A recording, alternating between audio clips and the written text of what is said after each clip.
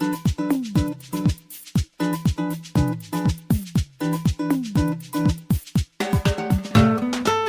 법에 비춰본 세상 사는 법 빈정민 변호사와 함께합니다. 변호사님 안녕하세요. 네, 안녕하세요. 네, 오늘은 어떤 이야기 해볼까요?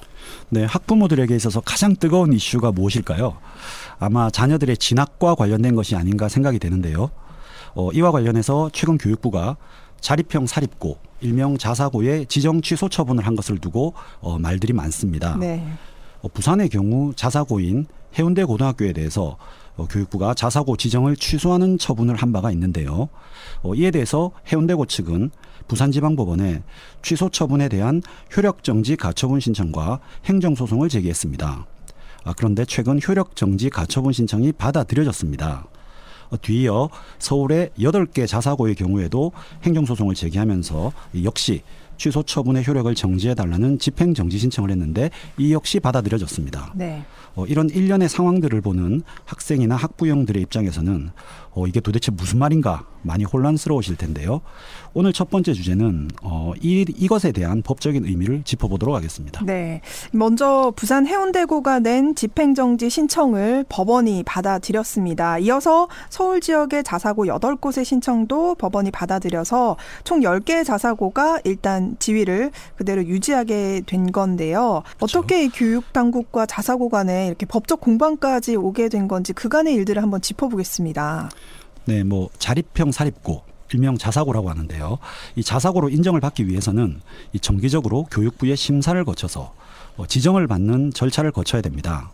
그런데 지난 2월에 교육부는 해운대고를 포함한 전국 10여 개의 자사고에 대해서 네. 심사를 진행한 결과 기준 점수에 미달했다는 이유로 자사고 지정 취소 처분을 했습니다. 네. 쉽게 말씀을 드리면 이들 학교들은 더 이상 자사고가 아니므로 그냥 일반 고등학교로 다시 돌아가라 이런 의미죠. 네, 이게 모든 자사고가 취소가 된 게 아니고 일부 자사고가 재지정이 안 된 건데 가까이 있는 울산의 현대청운고나 포항 제철고는 그대로 유지가 됐더라고요. 네. 네네. 자사고 재지정이 안 된 학교들이 있죠. 부산 해운대고도 거기에 포함이 됩니다. 네. 이들 해당 학교 재단 측은 이 교육부에 이러한 자사고 지정 취소 처분이 부당하다고 하면서 행정법원에 지정 취소 처분을 취소해달라는 소를 제기했습니다. 네. 그런데 일단 이 소송이라는 것이 한 번 시작하면 꽤 오래 걸리거든요. 그렇죠. 더구나 이렇게 사안 자체가 복잡한 경우에는 또 재판 자체도 굉장히 오래 걸립니다. 네. 또 1심 결정이 나왔다 하더라도 패소한 측이 항소나 상고를 하게 되면 또다시 고등법원, 대법원에서 재판이 계속 되어야 되기 때문에 그런 것들까지 감안하면 기본적으로는 3, 4년은 훌쩍 지나가 버릴 확률이 큽니다. 네. 그렇다면 이렇게 행정소송이 진행되는 이 3, 4년 동안 이 학교들은 어떻게 해야 하느냐 이런 문제가 발생합니다. 일단 행정청의 자사고 인정 취소 처분은 발령이 되었기 때문에 네. 재판이 진행되는 동안은 자사고로서 신입생을 선발해야 되는 건지 네. 아니면 이 취소 처분의 효력에 따라서 잠시 일반 고등학교로서 신입생을 선발하고 학사 과정을 운영해야 되는지 네. 그런 문제들 말입니다. 그런데 원칙적으로는 행정소송의 특성상 행정청의 자사고 취소 처분은 일단 유효합니다. 그렇기 때문에 일단은 일반 고등학교로 돌아가는 것이 원칙입니다. 네. 그런데 만약에 이런 상황에서 나중에 다시 판결을 통해서 너네는 자사고가 맞다 이런 판결이 나와버리면 그래서 다시 자사고로 돌아가는 상황이 벌어진다면 어떨까요? 네. 학교 행정에 엄청난 혼란이 초래될 것입니다. 그렇죠. 이 경우에 신청하는 것이 바로 행정소송법상 집행정지제도입니다. 즉 행정소송이 진행되는 동안 행정청, 이 경우에는 교육부가 될 것인데요. 네. 이 교육부의 지정 취소 처분을 그대로 유지할 경우에 이 자사고에 회복하기 어려운 손해가 발생할 우려가 있으니 일단은 교육부 처분의 효력을 정지시키고 네. 재판, 일단 1심 재판이 끝날 때까지 자사고로서의 지위를 유지해달라고 신청하는 제도, 이것이 바로 집행정지 제도입니다. 네. 그럼 이렇게 법원이 자사고의 지정 취소 집행정지 신청을 받아들인 근거, 그 판단한 근거가 뭔가요? 네, 알려진 바에 따르면요, 이 법원은 이 자사고 지정 취소 처분 집행으로 인해서 신청인들에게 생길 회복하기 어려운 손해가 발생할 우려가 있고요. 또 이를 예방하기 위해서는 교육부의 지정 취소 처분의 효력을 정지해야 될 긴급할 필요가 있다고 보았습니다. 네. 반면에 집행 정지로 인해 공공복리에 중대한 영향을 미칠 우려가 있다고 인정할 자료는 없다. 네. 즉 공공복리에 중대한 영향을 미칠 우려는 없다고 보죠. 이런 취지의 판결을 한 것인데요. 간단히 요약하자면 행정소송을 하는 동안에 일단 이들 학교들을 여전히 자사고 지위를 유지시키는 것이 네. 학생이나 학부모와 같은 어떤 공공복리의 측면이라든지 네. 또 뭐 피해 측면이라든지 이런 부분에 있어서 훨씬 타당하다고 판단을 한 것입니다. 네. 아까 소송이 3년에서 4년 정도까지 걸릴 수도 있다라고 하셨는데 만약 자사고가 이 취소 청구한 소송에서 승소를 하더라도 우리 학교 재단이 그동안 운영이나 재정에 큰 피해를 입었다. 이 회복하기가 어렵다. 그걸 좀 예방하기 위한 필요성도 인정된다. 이렇게 판단했다고 생각하면 되겠네요. 예, 그렇습니다. 네. 그럼 일단은 자사고 지위를 그대로 유지할 수 있게 된 거고요. 예, 그렇습니다. 네. 그럼 내년 입시 전형이 2020년 이 전형이 시작이 될 텐데 어떻게 진행이 될까요? 네, 일반적으로 이제 교육청은 2020년 고입 전형 기본 계획을 이번 달 6일까지 이 공고를 하도록 규정이 되어 있습니다. 네. 이를 위해서 각 학교는 그 전날인 이번 달 5일까지 입학 전형 계획을 교육청에 제출을 해야 되는데요. 네.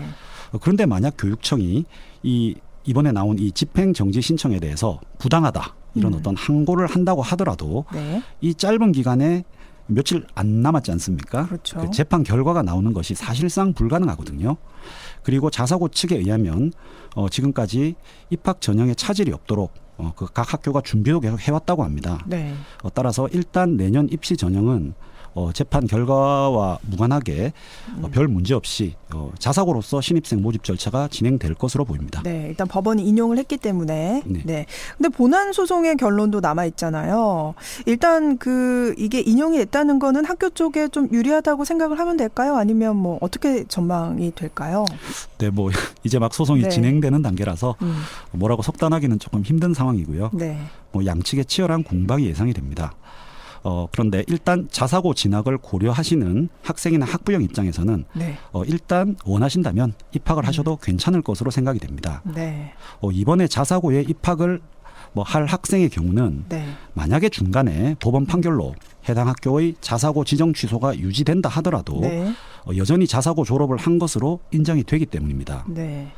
하지만 이렇게 불확실한 상황이 지속되면 이 학생과 학부모들의 혼란이 클 것이기 때문에 비록 사안은 쉽지가 않겠지만 재판부가 조속하게 결론을 내려주기를 법조인의 한 사람으로서 기대하고 있습니다. 네, 결국 이 법정 다툼으로까지 가게 된 자사고 취소 논란 짚어봤습니다.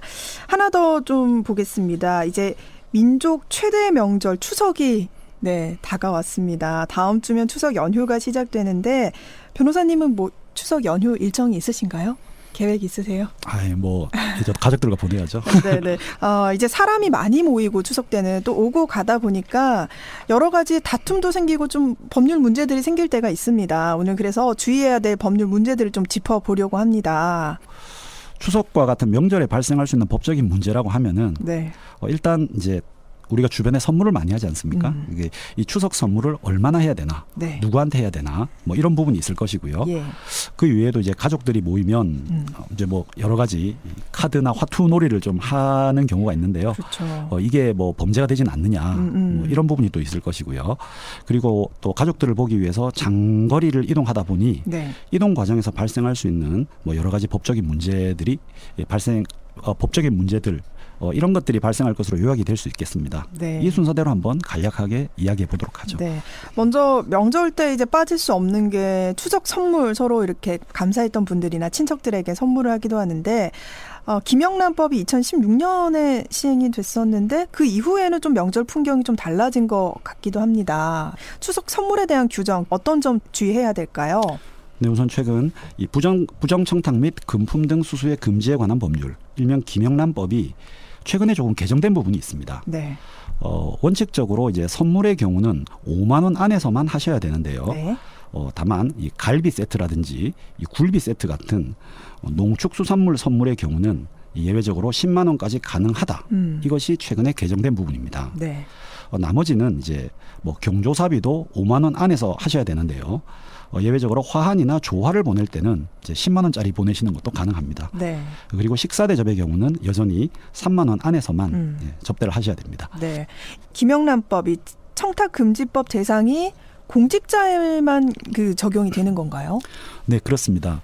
제가 앞서 뭐 식사는 얼마, 선물은 얼마 이렇게 소개를 해드리기는 했지만은 네. 이게 사실 모든 경우에 다 적용되는 것은 아니고요. 말씀하신 대로 김영란법의 경우는 이 공직자인 경우에만 적용이 됩니다. 네. 뭐 구체적으로 내가 선물을 할 대상이 뭐 국가 지방 공무원이라든지 뭐 공직 유관단체와 공공기관의 장과 그 임직원, 그리고 각급 학교의 장과 교직원 및 학교법인 임직원, 네. 그리고 언론사 대표와 그 임직원들만 적용 대상입니다. 따라서 공직자가 아닌 분들, 예를 들면 거래처 사장님이라든지 네. 우리 가게의 우수 고객이라든지 공직자가 아닌 이런 분들께 선물을 할 경우에는 네. 뭐 얼마짜리로 어떤 선물을 하시건 아무 상관이 없습니다. 네. 반면에 앞서 말씀드린 김영란법의 액수를 준수했다 하더라도 김영란법 위반이 될 수 있는 사례가 있는데요. 인허가 신청인이라든지 인사권자 등의 대상들이 담당 공직자에게 선물을 하는 경우에는 네. 앞서 말씀드린 어떤 뭐 5만 원, 3만 원 이런 액수를 준수했다 하더라도 네. 제공을 했다는 사실 자체로 처벌을 받게 되기 때문에 이 부분은 주의하시기 바랍니다. 네. 그렇다면 이 적용 대상인 공무원 그리고 공공기관 내에 일하시는 분들, 이 직장 동료 사이에 명절이니까 연휴 전에 식사하고 또 서로 선물을 하고 이런 건 좀 괜찮나요? 아니면 이것도 상한액 내에서 해야 되는 건가요? 네, 뭐 몇 가지 예외가 있는데요. 네. 이 선물을 받는 사람이 공직자인 경우라도 일단 업무와 관련 없이 각종 친목회에서 주는 선물. 네. 뭐 예를 들면 뭐 골프 대회를 열었는데 네. 우승을 했는데 뭐 상품이 뭐 50만 원, 100만 원 이런 건 괜찮습니다. 그리고 상급자가 하급자에게 선물을 줄 경우에는 역시 액수 제한이 없습니다. 네.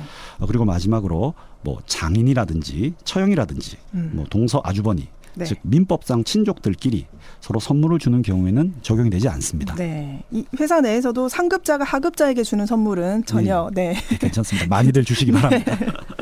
네. 김영란법 달라진 풍경들 또 어떻게 규정되어 있는지 살펴봤고요. 그리고 친척끼리 오랜만에 모이면 또 이렇게 고스톱 항상 치시는 분들도 계시더라고요. 네, 그렇죠. 예, 여러 가지 놀이를 해도 뭐 돈을 좀 걸고 하기도 하고 가족들끼리 하는 고스톱, 이 도박이라고 할 수 있나요? 사실 이 고스톱 문제는 네. 이 명절마다 많이 다루는 주제고요. 돈을 걸고 하는 고스톱 등의 놀이가 네. 일시오락에 불과할 경우에는 처벌되지 않지만 그 판돈이라든지 여러 가지 형태에 비추어 보아서 일시오락의 수준을 넘어설 경우에는 형법상 도박죄로 처벌될 수가 있습니다. 네. 뭐 법령에 구체적으로 규정이 된 것은 아닌데요. 네. 일반적으로 수사기관이 일시오락이냐 도박이냐를 판단하는 기준이 통상 이제 판돈 10만 원을 기준으로 한다는 얘기가 있습니다. 네, 네.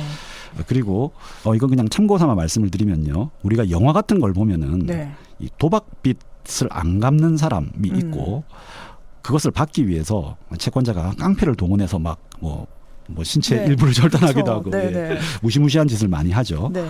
그 이유가 있습니다.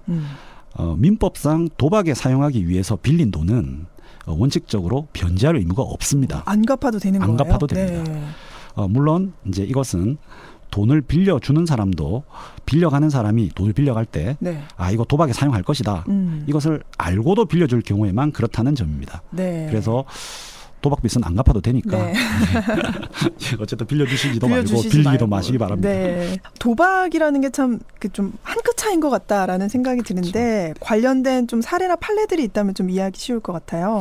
네, 일단 뭐 대표적인 판례를 보면요. 각자 1,000원 내지 7,000원을 판돈으로 내놓고 100원의 고스톱을 한 경우에는 도박이 아니다라고 본 사례가 좀 대표적인 사례입니다.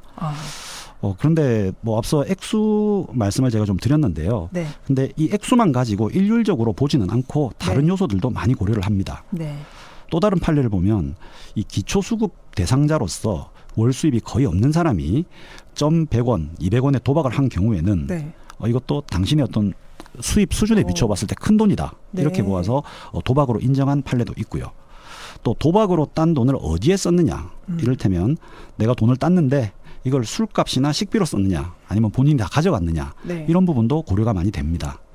따라서 명절에 친지들이 모여서 가볍게 치는 화투놀이의 경우는 너무 과하지만 않으시면 네. 도박죄로 처벌받지 않으실 확률이 커 보입니다. 네. 그리고 그 요즘 사실은 고스톱보다는 가족들끼리 모이면 명절에 해외여행 많이 가시잖아요. 뭐 명절마다 공항 이용 출국자 수가 뭐 사상 최대를 기록했다, 최고 기록이다 이런 얘기가 나오는데 이번에도 그 여행 계획하시는 분들 많으실 텐데 여행 갈 때 좀 주의해야 될 뭐 문제들 좀 살펴볼까요? 네. 네, 뭐 해외여행을 가실 경우에 가장 기본이 되는 것이죠. 여권과 관련된 부분입니다. 네. 여권의 유효기간 반드시 확인하셔야 됩니다. 이게 여권 유효기간이 지났다면 그 나라에 갔는데 입국이 안 되실 아주 위험한 상황이 오기 때문에 네네. 일단 여권부터 먼저 확인을 하시고요. 그리고 여행지에 대한 안전정보를 습득하시고 네. 사고나 질병에 대비한 여행자 보험에도 가입을 하시고요. 네. 몇몇 보험사들은 여행객들이 해외여행 중에 입을 수 있는 손해를 보상하기 위해 해외여행 보험을 판매하고 있는데요. 네. 이 경우에도 약관을 꼼꼼히 확인하시는 것이 좋습니다. 네. 그리고 패키지 해외여행 상품 계약 체결을 하실 때는 상품 내용에 포함되어 있는 세부 사항들도 잘 챙기셔야 됩니다. 네네. 그래서 만약에 문제가 있었다면 그리고 하자 시정을 요구한다거나 또 대금 감액 청구를 하시거나 계약 해지, 기한 비용의 청구 등은 여행이 종료된 때로부터 6개월 이내에 행사해야 하므로 네. 권리 행사를 너무 지체하시면 안 됩니다. 그리고 실제 체결되는 여행 계약에서는 위와 같은 여행자 보호를 위한 법 조항들보다 여행자에게 불리한 조항이 포함되는 경우가 많습니다. 예. 이 불리한 조항들은 여행자에게 아무런 효력이 없기 때문에 여행자는 이 불리한 조항이 효력이 없다라는 주장을 하실 수가 있습니다. 네네. 만약 질병 위험이 높은 국가로 여행을 가신다면 미리 예방 접종을 하고 가셔야 되고요. 네. 뭐 대표적으로 유럽의 경우에는 홍역 예방 접종을 하셔야 되고요. 동남아시아의 경우는 A형 감염, 말라리아, 댕기열 예방 접종을 맞으셔야 됩니다. 네. 뭐 연휴가 짧아서 여기까지 가실지는 모르겠습니다만은 그렇죠. 네. 아프리카나 중남미의 경우에는 네. 황열 예방 접종을 맞으셔야 한다고 합니다. 그리고 들어오실 때는 반입 금지 물품 등이 있기 때문에 네. 이것도 주의를 하셔야 할 것 같습니다. 네. 여행 가실 때 주의해야 될 점, 문제들 좀 살펴봤고요. 그리고 또 국내에서 고향으로 오가는 길, 또 먼 길, 장거리 운전하실 때 또 교통 관련해서 좀 주의해야 될 점들이 있을까요? 네, 사실 추석과 같은 명절에 열차표를 구하기가 하늘의 별 따기죠. 네. 너무 어렵던데요. 그러다 보니 이 가족들과 함께 차량을 운전해서 이동을 하시는 경우가 많습니다. 뭐 당연한 이야기지만 대부분 장거리 운행을 하셔야 하니 네. 미리 차량 등의 정비를 해두시는 것이 사고 예방에 도움이 되실 거고요. 그리고 아무리 차가 막혀도 갓길 주행 같은 것은 법으로 금지되기 때문에 네. 하지 않으셔야 됩니다. 갓길은 비상시에만 사용하도록 만든 임시 안전지대라서 일반 차량의 사용을 금지하고 있습니다. 그렇기 때문에 특별한 사유 없이 갓길에 정차를 하거나 갓길을 통해서 추월하는 차는 단속 대상이 되어서 벌점과 벌금이 부과됩니다. 네. 그리고 사람들이 몰리다 보니 주차 문제도 발생할 수가 있는데요. 그렇죠.